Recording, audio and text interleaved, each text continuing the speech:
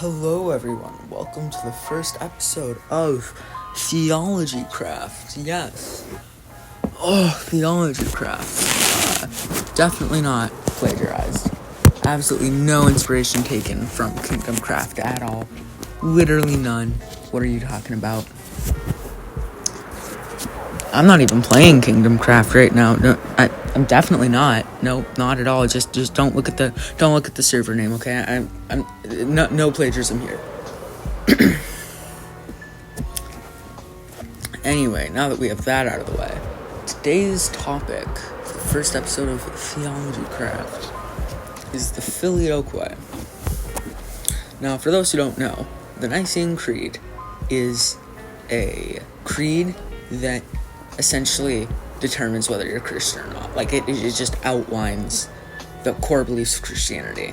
And so, like, if I read it to you, and you disagree with it, you're probably a heretic, alright? I mean, it's like the most basic beliefs of Christianity in one list, in one thing, alright? So, there's two versions of the Nicene Creed. One of which says the Holy Spirit, who proceeds from the Father and the Son, and one of which that doesn't have that and the Son part. So that and the Son in Latin means, or is translated to Filioque. This is a pretty big point of issue between Orthodox, so like Eastern Orthodox and Oriental Orthodox and all that, and everyone else, besides the Syrian Church of the East, but they're kind of weird. So Catholics, Protestants, all of them believe in the Filioque, except Orthodoxy. Orthodoxy is the only church that doesn't agree with the Filioque. Again, besides the Syrian Church of the East, but we're not talking about them right now. So, my hot take of the day is that the Filioque is actually incorrect. I don't agree with the Filioque, and here's why. I think when you have... Okay.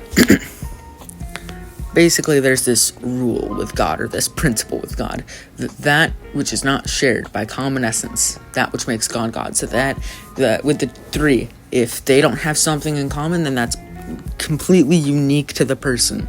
So if Jesus, the Father, and the Spirit all have something in common, them being God, then they all have something different, then that works. But if, let's say, the Spirit and Jesus shared some aspect that the Father didn't have, then that would diminish power from the Father, and this is kind of how it works. So, when we say the Father and the Son, that and the Son part is really important, because it takes away power from the Holy Spirit, again, in my opinion.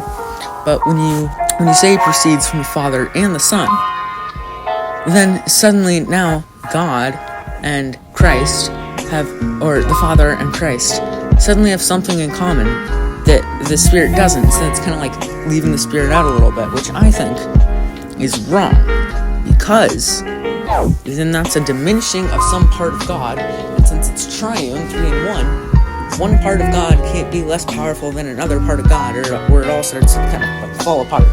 So you can't have two being more powerful than the other one, because otherwise then things are imbalanced and it gets weird. So the best argument I've heard for the Filioque is that their logic on this one is that if it isn't explicitly stated false, it by default can be true. But since it isn't explicitly but because it isn't explicitly called false, doesn't necessarily mean it's true, in my opinion. Because, like, there are Catholics and Protestants and stuff who are young Earth traditionists, even though the Bible doesn't outright say, yeah, evolution is wrong, evolution doesn't exist. Because the theory of evolution hadn't been invented yet, or discovered. So that's kind of evidence that just because something isn't inherently said, yeah, this is wrong, does not automatically mean, yeah, this is true. I think a big point of why the Orthodox take the Filioque less seriously, or don't much Filioque, is because it was added in after the fact by the Catholics. they admitted to that it was added in by the Catholics invalidly with absolutely no they didn't talk to anyone about it. They just kind of added it in, and they were like, yeah, this is our doctrine. Like that's kind of scummy. That's kind of like, come on, man. Like, why would you do that? But anyway, there's TheologyCraft episode 1. Let me know what you think about it. I'm probably gonna use some parts of this out because it's just but to everyone who watched it, thank you. I'm gonna try to keep these episodes relatively short so that you can watch them whenever you have some free time.